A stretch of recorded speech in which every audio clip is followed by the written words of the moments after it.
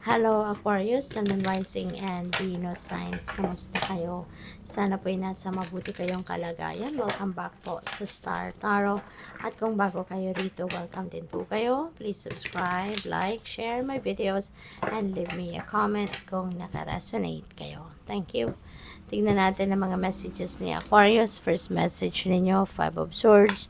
We have the Two of Pentacles, confusion, confused si Aquarius. So, Aquarius, first card, no? Five of Swords. Maaaring confusion ito kasi meron din kayong decision making na maaaring kailangan gawan sa ngayon with the Two of Pentacles.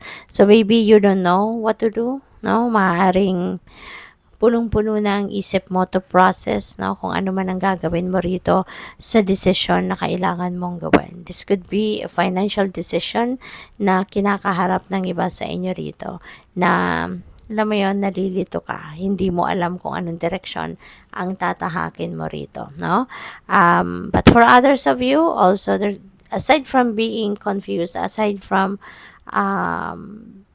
internal conflict, maaari na meron ding conflict talaga kayo with another person, no? Po pwedeng ganon. Maaring merong napagdiskusyonan, maaring meron kayong hindi napagkaintindihan, so maaring conflict din talaga yan. So with another person. And yeah, ito, decision, no? Maybe this is financial decision that you need to make.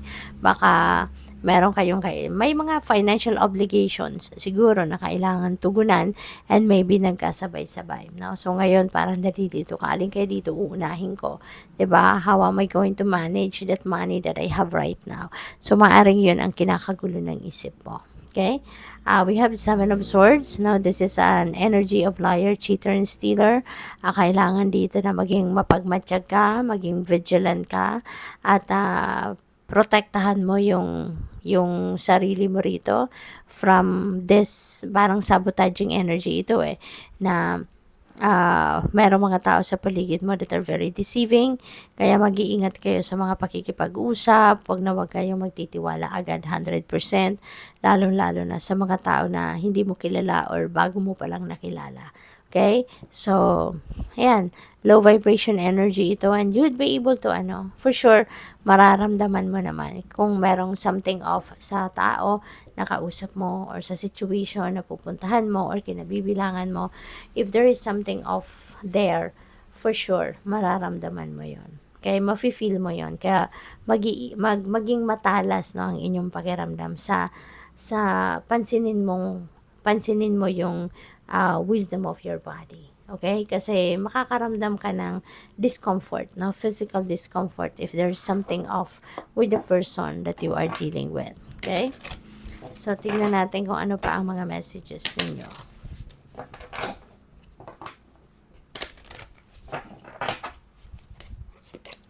We have receiving from angels. Ayan, shimmering wings of angels embrace me with love. Ayan. So, you are receiving love, no? Mararamdaman mo yung pagmamahal ng inyong mga angels sa inyo sa ngayon. Maaari kasi talaga, no, na baka kayo ay laging nakikipag-usap sa inyong mga guardian angels. Maybe you're always praying to them. Maybe you're always calling on them. Kaya, ayan, mararamdaman mo siguro sa ngayon yung warm, 'di ba? Yung warmth, kumbaga, na ipaparamdam sa iyo ng inyong mga guardian angels. Kapag nakaramdam ka ng gano'n, na parang merong mainit, no, na pakiramdam sa balikat mo, mga ganyan, or it's running through your spine, 'di ba? That is your guardian angel, no, na umaakap sa iyo. So we have renewing your life.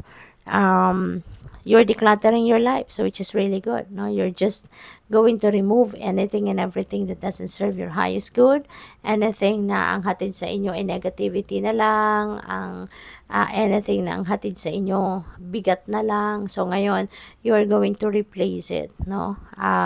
You're going to fill your life with love, kumbaga, no, and positivity. Kaya maganda to na siguro mayroong mga bagay, tao, situation, or mga anything, no? Anything na hindi na nakakatulong sa iyo or hindi na nakakapagbigay ng positibong vibe sa iyo, you're going to remove that from your life. And even hindi lang sa sa mga ganyang bagay, but also siguro sa physical space, baka magde-declutter ka din. Mga kalat na lang sa paligid mo, 'di ba? Kung hindi naman na napapakinabangan ninyo, hindi niyo na ginagamit, pero pwede pang mapakinabangan ng iba, maybe you're also going to put them together and ido-donate mo na lang siguro, 'di ba? Or ipamimigay, or talagang maglilinis ka. No, you're going to declutter kung ano yung mga basura talaga hindi na mapapakinabangan ng iba.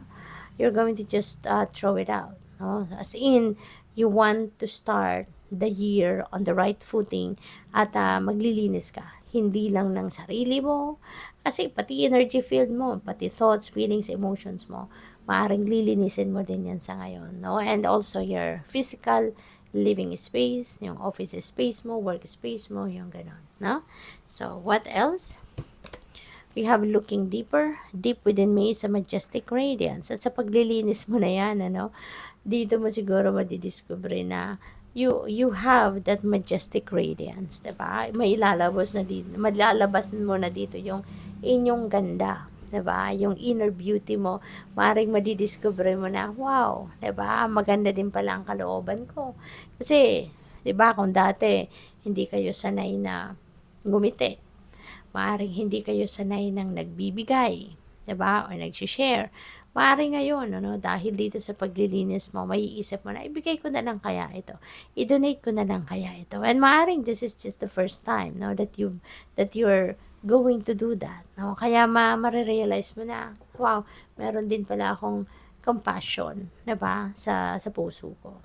So, good luck. Thank you for watching. Love and light. Namaste.